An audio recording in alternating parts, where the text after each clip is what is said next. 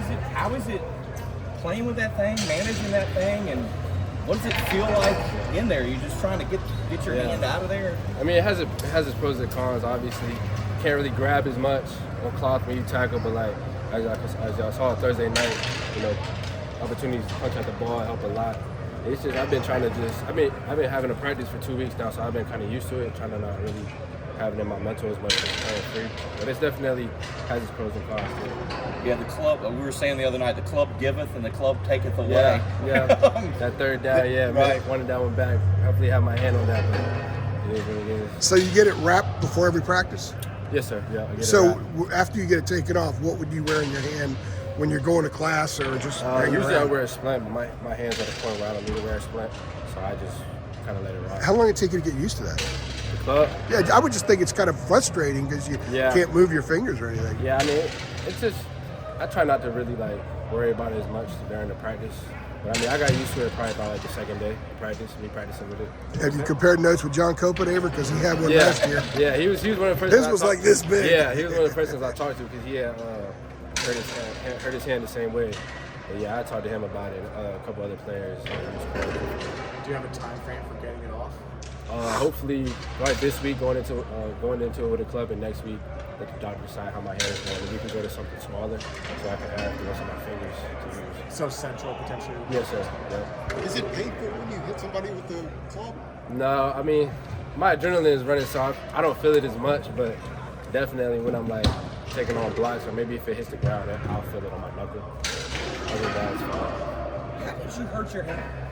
Yeah, it was team practice, and I read a screenplay and came up and tried to punch the ball out, and it just broke. Every day I'm trying to punch the ball out, and just the one day I tried to punch it, it just broke.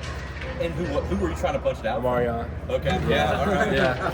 Good on good crime there. Yeah. What do you remember about the fumble that you did for us the other night? What do you remember about that play? Can you kind of take us through? Yeah, I had dropped back, saw the quarterback scramble out, and I saw the ball was in his right hand, so my near arm. So I was like, went in there and tried to punch it out, with my hand in there sticking. I knew it was that when I hit it, and then thankfully the crowd was there, a bunch of us was there to pick up the ball. So Thursday, of course, was you all's first chance to really play under that Jeff Collins defense live in real time. I know you've probably got the chance to look at the film a little bit, but what are some of your first assessments on how you guys were able to kind of play free as you guys Yeah, I said we all played good. We all communicated well. It's just little certain stuff you see in games that you don't see in preseason camp because you don't know exactly what the offense is going to do. But I feel like we communicated well throughout the game, and as the game went on, we got better with whatever Coach Collins wanted us to do for certain drives or certain plays. And I just feel like we all flew to the ball. And we got a couple missed tackles, but we'll clean that up, and everything just felt smooth. We was all flying to the ball. Is there anything that last season before he left that told you that ended up playing out exactly as he told you in Minnesota? You thought back and thought, wow, that's the stuff. You said Seth? Yes, Cedric Gray. Can you repeat the question? Yeah, is there anything that he told you before he left that ended up playing out exactly like he told you it would? Yeah.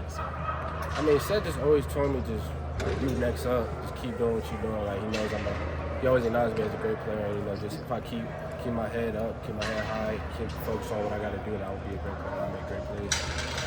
You guys had a lot of swagger, I thought, defensively, confidence. Where did that come from? Yeah, I would just say from all the hard work we put in, from spring ball to winter workout, summer workout, fall camp. Our whole offseason, we took it serious and we connected as a team. So just playing with confidence and playing as a tight unit definitely helped us play with that swagger. How do you sustain that? Because we were talking to you in the South Carolina game last year, defense was great and then it kind of fell off. Yeah, I guess that mainly starts, I feel like, with practice. Practice determine how you play, so we got to keep believing in ourselves, stay tight, take workout serious, take practice serious every day, and we just got to keep stacking it, and everything will go how we want it.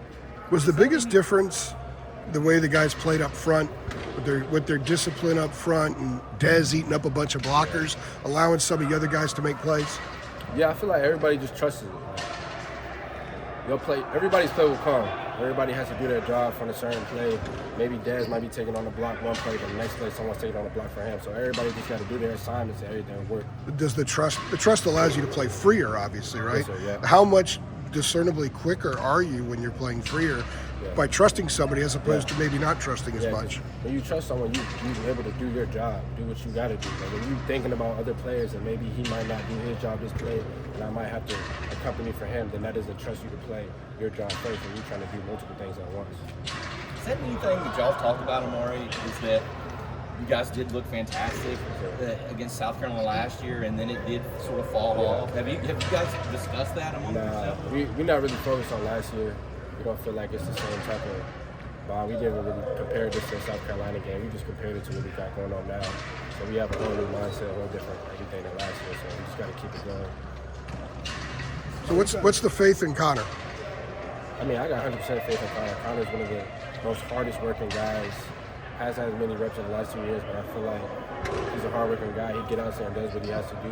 Right? Like everybody else, just practice well, get those first team reps that he's getting now. I have 100% faith in Connor. What have you seen so far from Charlotte on film that sticks out to you about their offense?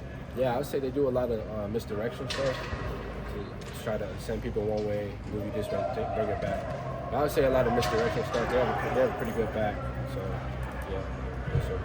We were talking to Jeff Collins yesterday, and some of it was about that third down package, that pass rush package where you have Dez and Kamen on one side and then Bo on the other, and he was saying you call it psycho.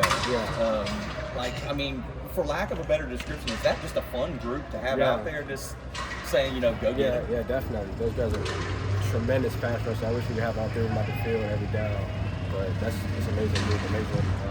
3 players on at one time, third downs, work for the offense, opposing offense, quarterbacks. Why is psycho an appropriate name for that package? Because all them boys go psycho. Dad go psycho, Bo goes everybody, all them boys go psycho, so they're going to go out there and unleash whatever play is going.